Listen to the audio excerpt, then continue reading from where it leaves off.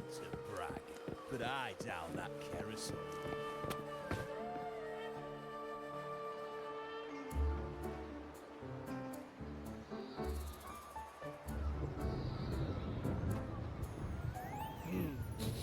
Muggy day. Sky's gloomy, air's all wet. Oh, man. At least let me finish my sentence. Ugh. Ugh. Cold, cold, cold. Oh.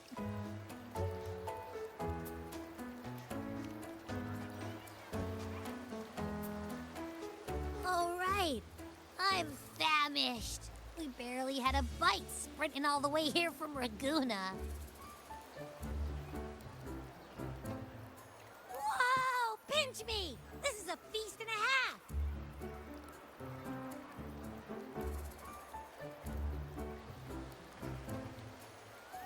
Hey, Rover. So, we did bring enough money, right? I mean, we kind of rushed out without grabbing anything. Oh, that? Don't worry. Money's not an issue. Augusta made sure we're covered. All our food and lodging here in Septimont is billed straight to the F4's palace. But I think the owner might have overdone it a little. Ha! Better get used to it. You're the champ of the Great Aegon. And you know me. If food's on offer, I'll be a scoffer. Yeah, no leftovers, guaranteed.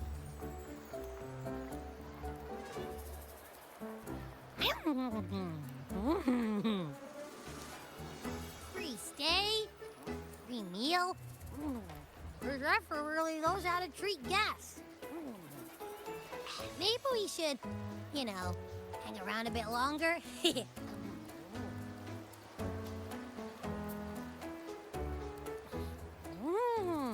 This smells amazing!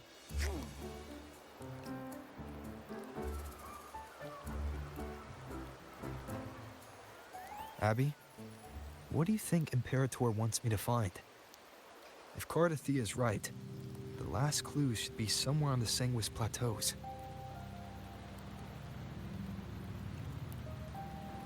We're so close to the finish line, just one step away. But our pace is slowed. Relax. We're already back in Septimont. What's the rush? I remember Lupa said there's this weird blight cloud hanging over the Sanguis Plateaus.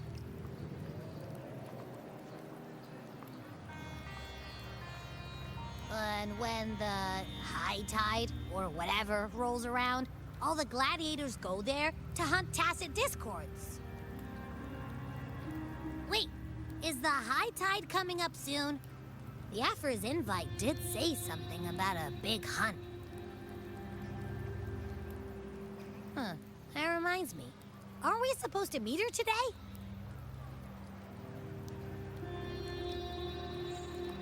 A messenger came this morning.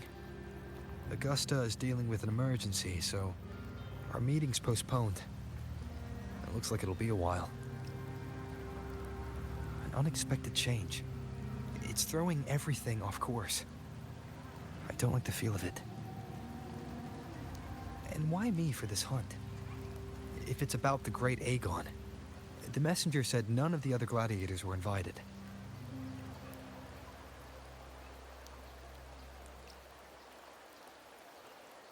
Who knows? Maybe she just wants to test her strength against you. Typical Septimontian, right? You think so? I've only met her a few times, but I doubt she acts on such simple impulses. And as the F4, can she really thoughtlessly do whatever she wants? Guessed from afar, you possess eyes as clear as crystal. But what troubles you so that eyes once bright as the highland sky now darken with rolling clouds?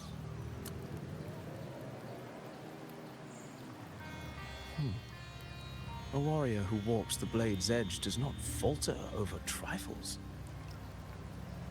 The clouds, if I may guess, are cast from the throne. At the peak of Capitolini Hill, beneath the pale walls of the Ephes Palace, secrets lie buried. And the most intricate among them are those born from the pursuit of power. Even one as honorable as the Epher must learn when to be ruthless. In Septimont, a city forged in iron and blood, anyone who seeks the throne without knowing the cost is no better than a lamb marching to the butcher's knife.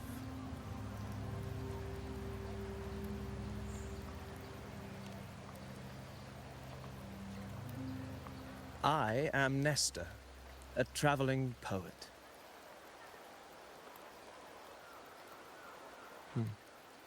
The rains in Septimont never seem eager to leave this season. So then.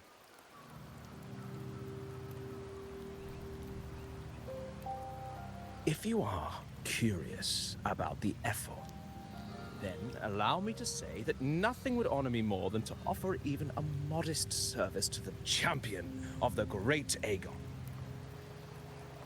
Wait, how do you know he's the champion? And all that stuff about the F4, too? Huh? Your eyes. Were we talking too loud? To see and to hear are but two of the many ways to perceive. Trusting the senses is a habit, a natural expedience, but not the only option. Truth be told, I've been gathering inspiration for my next epic, and its protagonist is none other than Augusta, the Epher of Septimont. That's why I speak of her with some familiarity. I have a feeling your tale with her will soon be written. And knowing more about those who walk alongside you is rarely without its benefits.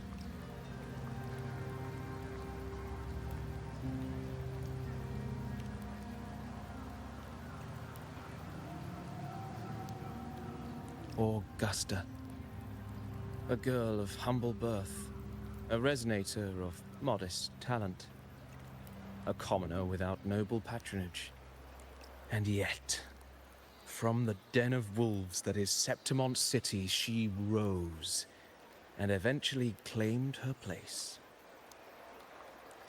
Just like the burning sun was once a cloud of dust.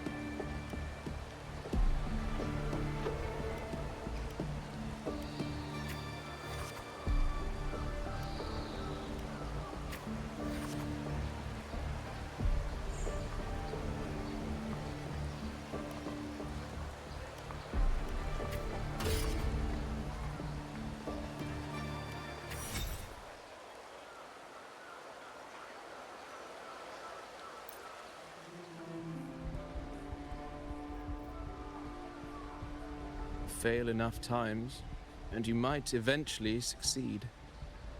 Should we call it resilience? Or mere stubbornness? Or perhaps, for a girl who has lost everything, there was never a second option.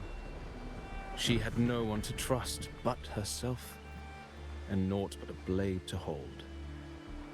And yet, as the first stanza of an epic, this is nothing extraordinary. Since the lament, across the scorched lands of Solaris, I've heard this story repeat itself, again and again. Greatness. Yes, our era has certainly seen it. But true greatness is never found on the first page of a story. Courage, glory, and honor. Such immortal virtues have been etched in tablet and stone. They are never forged overnight. Light as a thread, elusive as the wind, they weave themselves into every twist of fate, tangling with every insignificant choice we make.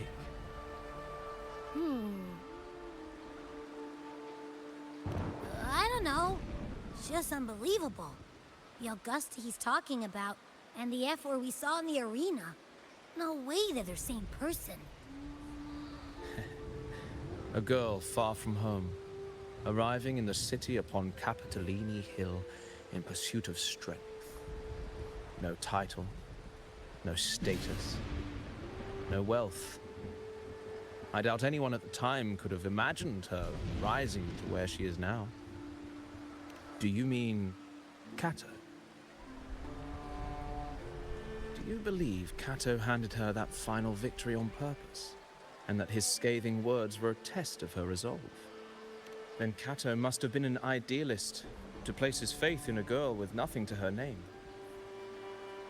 Now, why don't we keep this question in mind and see where the story leads us?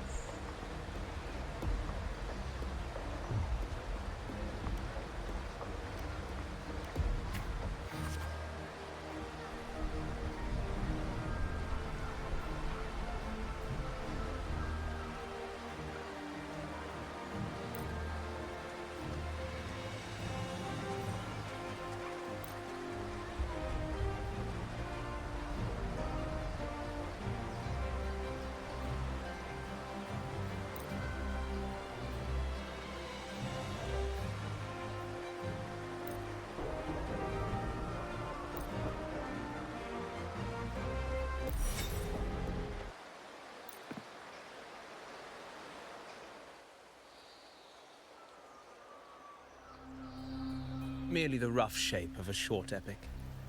This is all I can offer about the F4.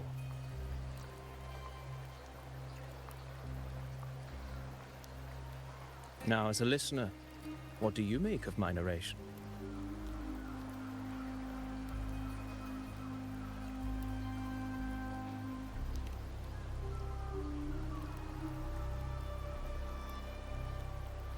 I appreciate your kind words, my generous listener. I am only a humble wordsmith, spinning verses and rhymes. The essence of poetry is granted by those who dare defy their fate. But there is one thing I must confess. Through my words, your knowledge of the F4 is partial, at best. Poetry can only offer a glimpse of the true story, the reality of people, events, and things slips beyond the grasp of words. I do not belong in the pages of the epic, so I remain confined to the observer's gaze. I can imagine events and emotions unfold, but I cannot truly recreate them. Here's some advice for you, though I hesitate to call it such. If you want the truth of a story, step into it. Become part of it. The opportunity stands before you now. As I've said, the tale between you and Augusta, the hero of Septimont, is only now turning its next page. It's not difficult to see. Fate flows like the stars, tracing their course. Your destination is written in the steps you take.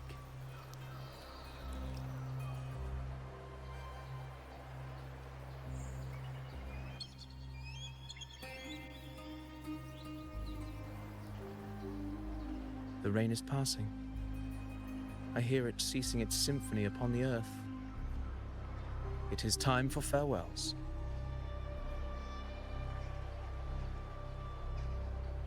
Before I leave, may I ask you one last question? What is it that has lifted Augusta to the seat of power? What is it that makes a ruler?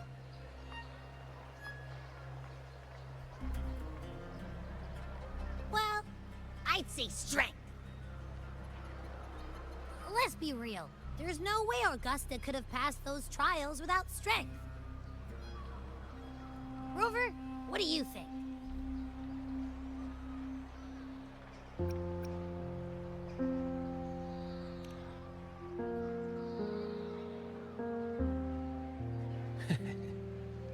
You needn't rush to answer now. Keep it in mind as you continue your journey. When the final chapter is written, the answer will reveal itself.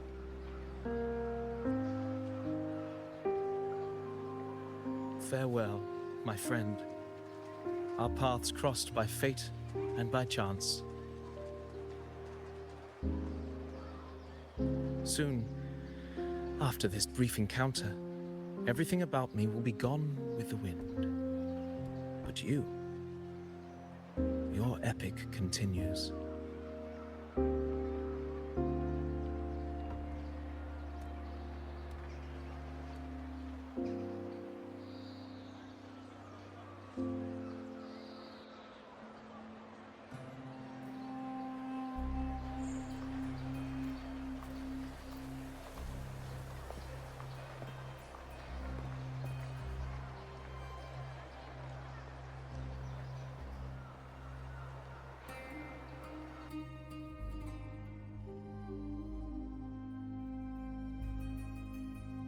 Your Excellency, you have indulged her too much. As the priestess, you know is far too unruly in both action and word. It's a disgrace to her title. Indeed. She entered the palace unannounced, uninvited, and with no decorum. A blatant affront to the authority of the palace. Same as always. Senators, all she crossed was a doorway. One too insignificant to carry the weight of our authority, or defend anyone's fragile pride. Let us not forget, it is not the walls of Capitolini Hill that command fear. It is my will, my sword, and our relentless conquest.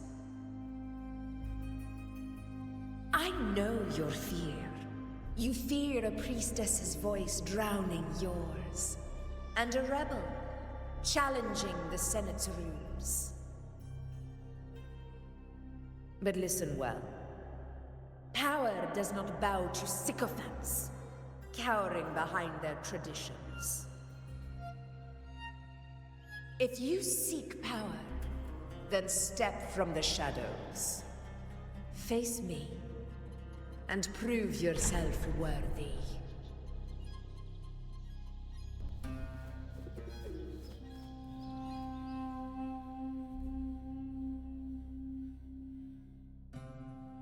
Took you long enough, Augusta.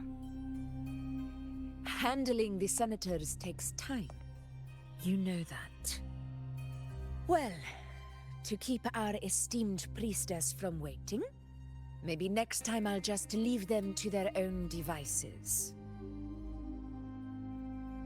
I'll make sure they record every detail of your feat, and relay it word for word to Grandmother Lilibet. Priestess Iuno, unruly behavior, left Tetragon Temple without permission, and trespassed into the Ephor's palace. I wonder, who will lose it first? Lilibet? Or you? Let those old foxes report me all they want. If they step into the Tetragon left foot first, I'll shoot the left. Right foot first, I'll shoot the right.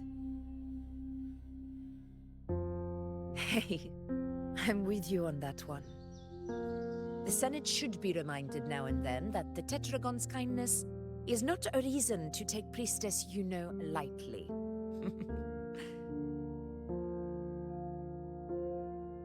Why didn't you wait there?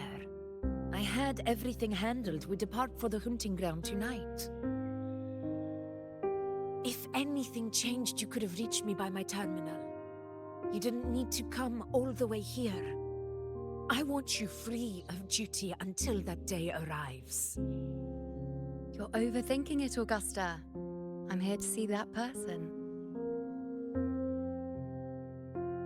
Grandmother Lilibet said his fate is one of unknowable void. Sounds intriguing enough to make time for.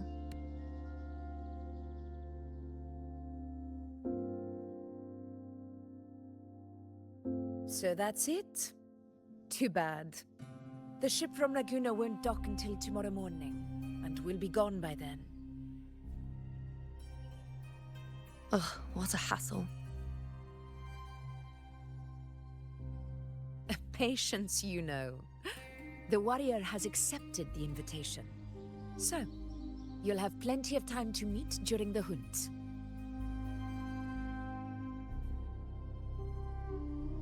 Is there something else you want to say?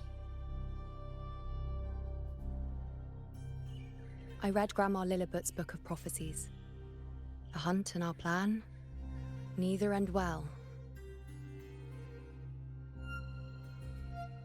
Are you sure we should go through with this? Risk does not trouble me. Peril simply requires greater strength.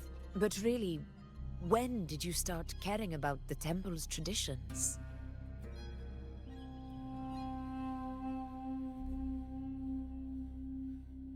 O ye faithless of Septimont, the divinity is enraged. Should your ruler defy their will again, doom shall be your fate.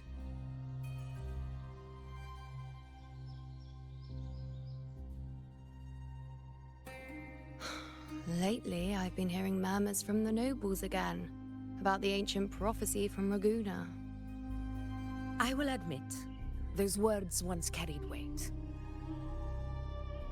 But when our ancestors crossed the waters and climbed these hills, Raguna's divinity didn't get a seat on the ship. And the priestesses all said the prophecy was incomplete. Only the hero of heroes, wielding extraordinary power, risen from the dark tides, shall bring eternity to Septimont. Then shall the waters quiet, the tempest still, and glory return with the blood of the old king. Do not forget, this is the other half of the prophecy. Fabius, Attilius, Valeria, one after another, these heroes have saved Septimont from the brink of ruin. As long as a hero stands, no disaster can break this eternal city. What if this time is different? What if ruin is our fate? Then I will sever that fate with my blade.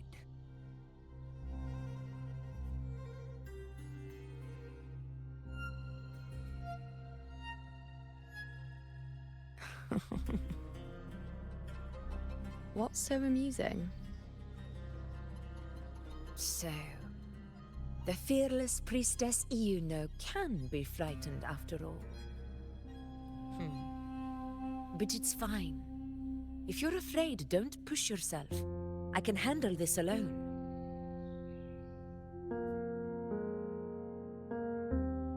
Most revered priestess, wait for me in the temple. I shall return victorious. Frightened. Me? If anything, it's you, trying to shut me out and face it alone. Fine. Go ahead. You'll come back to me sooner or later. That I can't deny. I knew it.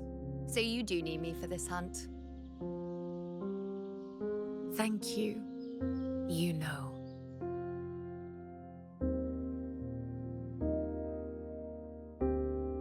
Why are you saying this?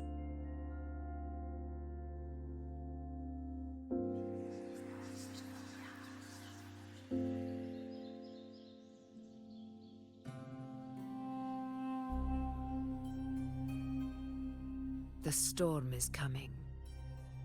Come, you know my friend. The best way to greet a storm is to walk straight into it.